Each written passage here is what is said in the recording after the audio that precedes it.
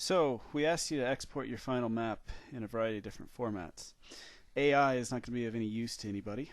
Um, One that is, and will be at an 8.5 by 11, is a PDF. So you can hit File, Save As, and go to PDF.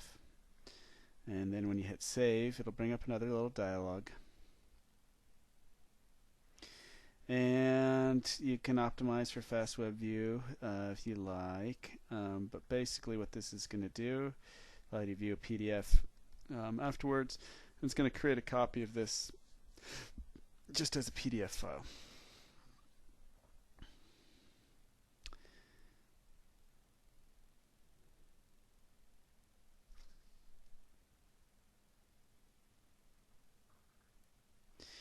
All right. So here is your map, all on one page, ready to go. Okay, so that if you were to look at the properties of this is an 8.5 by 11 page. You can print this out on a regular printer, and it will be perfectly scaled if it's printed on an 8.5 by 11. It'll be perfectly scaled at 1 to 100,000. Be very, very careful when you create maps. Never to put a scale bar on here.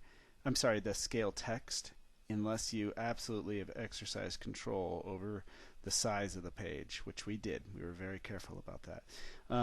If you're not sure if you can have scale bars, but then don't have the rest. Okay. So that's one way to do it. Another thing we'll show you is that is a just in the file sizes here of what we've just created. That guy right there is 4,800 megabytes, or sorry, 4.8 megabytes. So it's not too big. It's decent size, but it's not too big. So you could ship that for sure.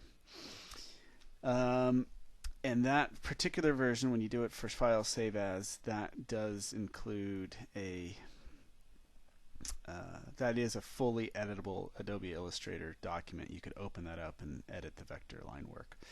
So another thing that we like to do often is we do a file save for web, and this produces really efficiently sized files in a variety of formats. So we can do transparent, we can do JPEGs, PNGs, whatever the case may be.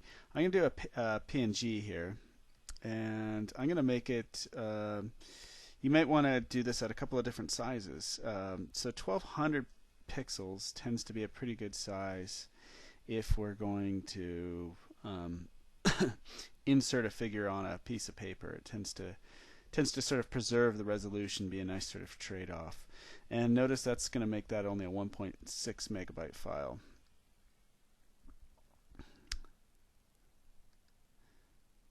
Okay, so I'm going to hit save, and I'm going to save this in here. I'm going to call this underscore 1200 width. Now, a nice thing you might want for your website is you may not want it a full-size sort of figure like that. So you might want a reduced size figure, maybe one that only takes up 300 pixels or something, or 250 pixels. So we can do something like that and save, and then you call it 250. Some of you might be noticing this kind of what looks like a gray background here. If you don't like that, there's a simple well, the simple fix is you could add a white rectangle and put it at the right layer, and then it would be okay. It's where it's coming from. If we go back to our layers, is both this USGS quad, it's coming from that USGS quad layer. So the geology layer, and the geology layer, both of those. What we could do to get rid of that is use a clipping mask.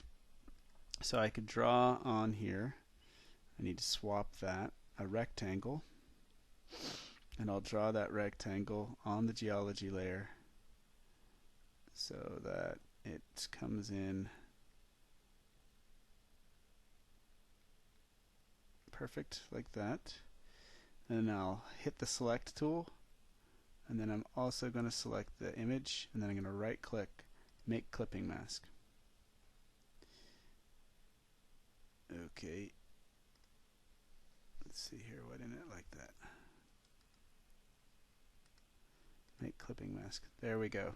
See, it got rid of the white or the gray in the background there. So we could redo these past few steps if you particularly wanted to. So do that also for the USGS quad. We put a layer in here,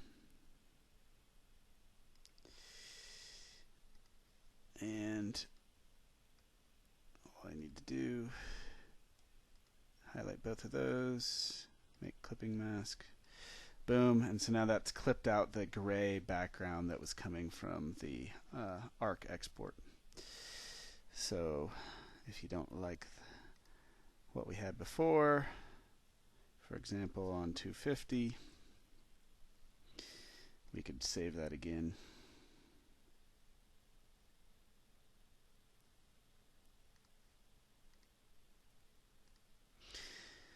And you could do the same again for the larger image.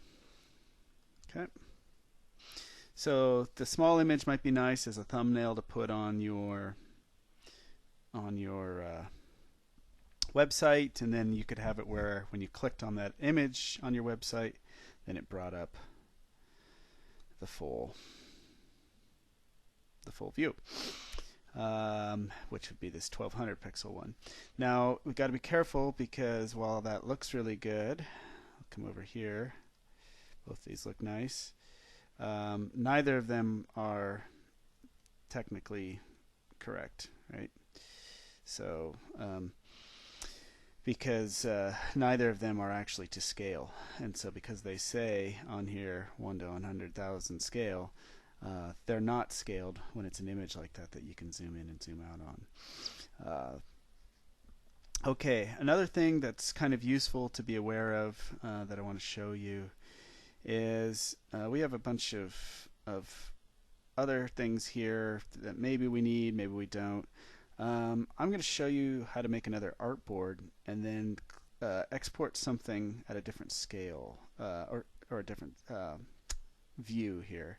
And this is really helpful if you want to like embed an image or put an image, for example, in a report or in a Word document, something like that.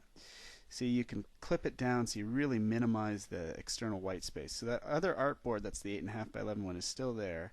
Notice I've made sure to put this above that scale note, so I'm not in any sort of trouble there. I could include the rock types below if I wanted, but I'm just going to illustrate this. So I hit File, Save for Web. Now notice it's showing me just that clip to artboard, right? And so I've got artboard 2 highlighted, so that's what it's showing me. And so if I did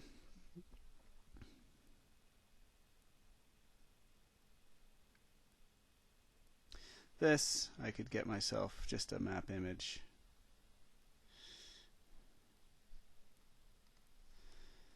Clip down to the artboard. So those are a variety of useful ways to export stuff out. That's all I'm going to show you guys, and I wish you the best of luck in wrapping up your lab. Take care.